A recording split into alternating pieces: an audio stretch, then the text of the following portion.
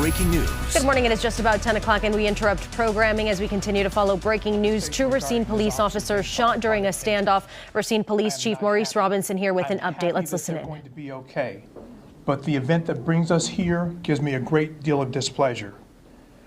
I will give you the officers' names and conditions at the end of my statement. And at the end, I'll take 3 questions. So, I promise you that's not my hair. At approximately 10:46 p.m., a call was received at Racine County Dispatch regarding a civil dispute between a man and a woman. The woman had been put out of her house and their 2 children remained inside. Prior to police arrival at about 10:51 p.m., a male age 26 stepped outside of the house, fired several shots into the air, then went back inside.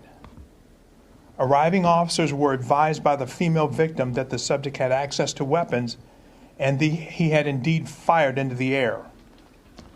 Officers established a perimeter around the 2900 at a house around the 29 block of Gillen Street and attempted to make contact with the subject. While speaking with the female victim, officers were advised that the subject had talked about suicide earlier in the day. Our officers made several attempts to establish contact with the subject, including voice commands, at the door, by telephone, and by using the squad public address system. At approximately 11:51 p.m., while attempting to establish contact at the back door, a 3-year-old female appeared and she was escorted safely away to her mother. Shortly afterwards, the subject presented himself at the back door and threatened to shoot officers. At that point, officers were able to visually confirm that he was armed with some type of long gun. At approximately 12:51 a.m., the subject fired multiple shots out of the window with what appeared to be a shotgun at Sergeant Tom DeBaker, Sergeant Joe Berenda, Officer Dan Wasman, and Officer Ben Iden. Officers returned fire with patrol rifles and a handgun. The subject was not struck. Officer Iden sustained facial injuries, and Sergeant Berenda sustained a shoulder injury. It's believed that the injuries were the result of birdshot pellets. The officers stayed on the scene despite their injuries. They stayed despite their injuries.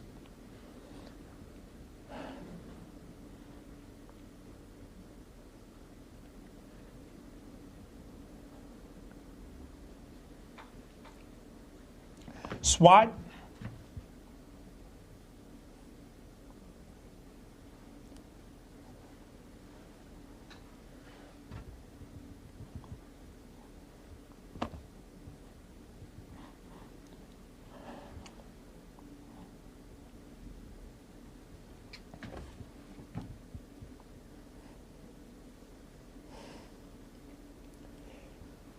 and crisis negotiation team members had been activated, and they were en route when the shots were fired.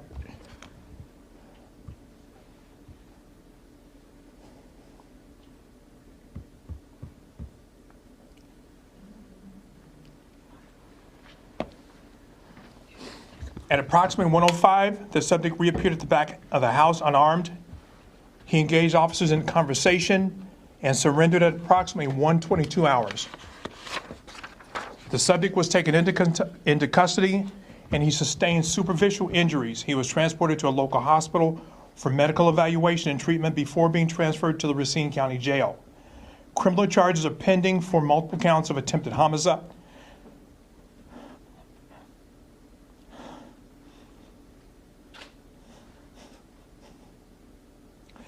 recklessly endangering safety, domestic violence, and disorderly conduct. Sergeant Berenda and Officer Iden were transported to a local hospital for evaluation and treatment. Their injuries are non-life-threatening, but they have had to sustain some minor surgeries. Sergeant Berenda has served over 10 years. Sergeant DeBaker has served for over 8 years. Officer Wasman has served for over 3 years.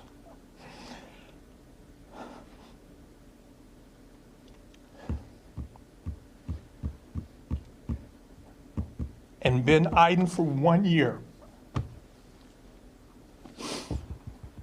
So you can imagine this investigation is still fresh. I haven't seen any body-worn camera footage. I haven't spoke with them about the incident. I spoke with them about their health. So in finishing, these officers worked through 2 waves of COVID, civil unrest, personnel shortages, canceled off days, and forced overtime without a contract for 2 years.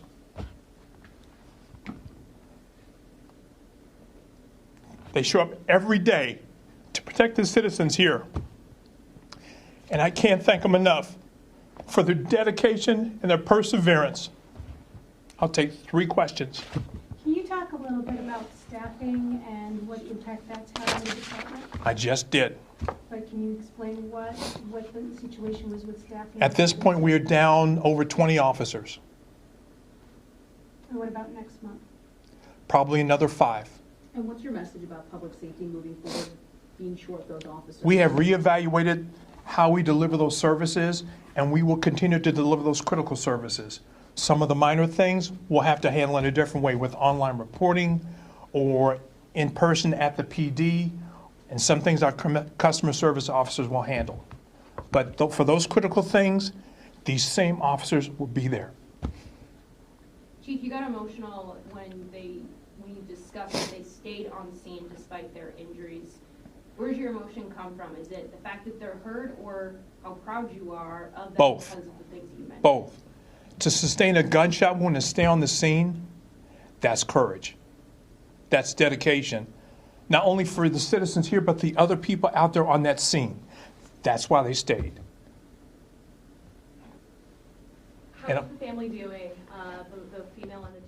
And we just are hearing here an They're all update doing in the fine. They were not standoff in injured. Racine, leading to And the 2 police officers shot. Chief Robinson getting Officers emotional in the through this lodge news conference. before they One left officer for the we now know was hospital, shot while they in were the at the face, the other in the shoulder rather. Chief Robinson making clear that those 2 officers stayed on scene while they were injured. Charges are now pending for the 26-year-old suspect. Thank you for watching. Let's get you back to The View. You've been watching breaking news coverage from WISN 12 News.